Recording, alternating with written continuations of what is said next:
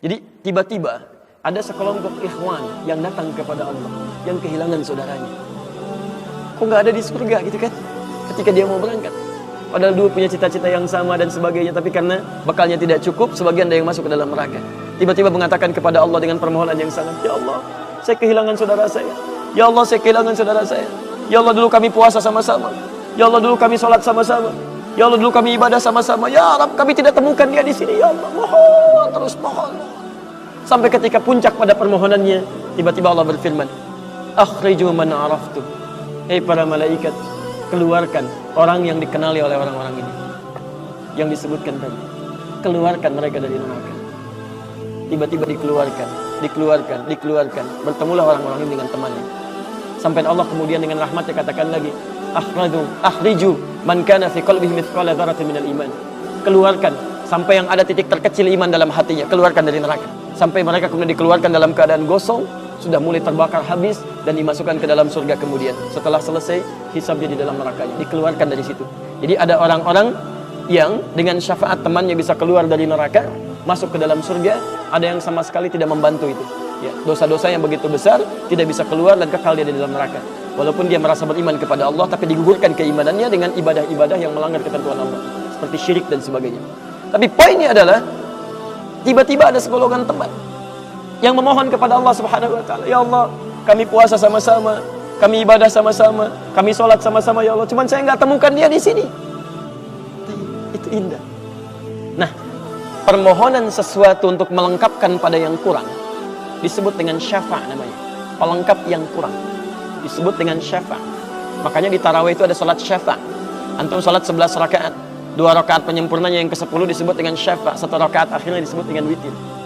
Ya, ada teman yang merasakan ada yang kurang nih, ya Allah. Begitu saya masuk, teman saya nggak ikut, saya ingin dilengkapi dengan itu, ya Allah. Baik, permohonan untuk menggenapkan sesuatu yang kurang dengan sifat yang sangat memohon luar biasa, maka kalimatnya dirubah dari syafa' menjadi ditambah tak di ujungnya dengan alif di tengahnya. Jadi syafa'. Baik. Saya mau akhiri ya, karena ini sebenarnya tidak banyak bahasannya. Siapa orang-orang ini? Itu yang disebut dengan ikhwan. Makanya ketika ayat Qur'annya mengatakan wa kuntum ala syafa hufratin minan nar fa anqadhakum minha, dan kalian sudah ada bahkan yang sudah mau di bibir neraka itu. Karena ketika diangkat itu oleh Allah Subhanahu wa taala dengan perintahnya, ya diperintahkan oleh Allah. Taib, dalam bahasa hadisnya ada yang diangkat baru neraka itu masuk ke kakinya sampai ke betisnya.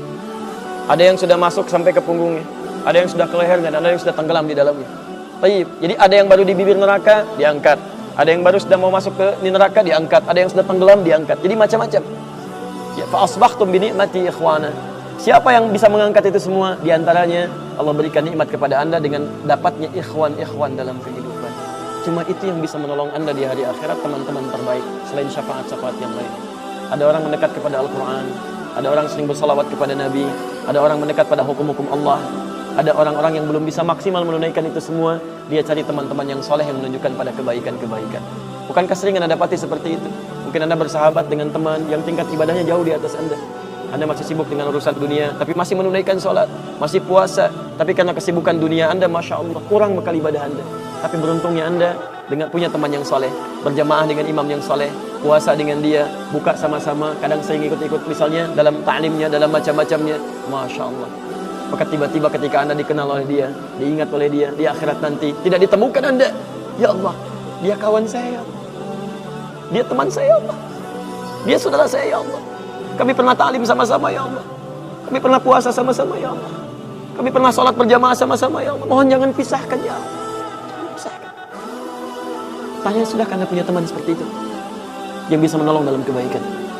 Kalau belum temukan, cepat cari mumpung masih hidup. Sebab kalau sudah kehidupan itu berakhir, tidak mudah untuk menemukannya. Maka pastikan di kantor Anda, teman Anda bisa membawa Anda ke surga. Pastikan di rumah Anda, pasangan hidup Anda adalah teman yang bisa membawa Anda ke surga.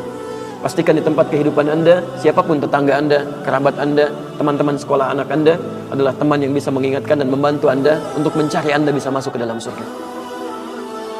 Dan saya mohon pada Anda semuanya, tolong ingat ini ya, baik-baik. Kalau nanti di akhirat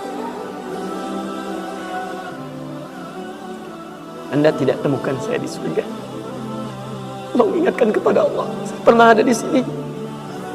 Saya pernah ada di sini. Tolong ingatkan. Kalau antum di akhirat nanti tidak temukan saya di surga, tolong ingatkan. Ya Allah, mohon ya Allah, Adi Hidayat pernah mengajar saya dan mengingatkan saya di sini. Ya. Subhanakallahumma wa bihamdika asyhadu an la ilaha illa anta astaghfiruka wa atubu ilaik. Wa akhiru da'wana alhamdulillahi rabbil alamin. Assalamualaikum warahmatullahi wabarakatuh.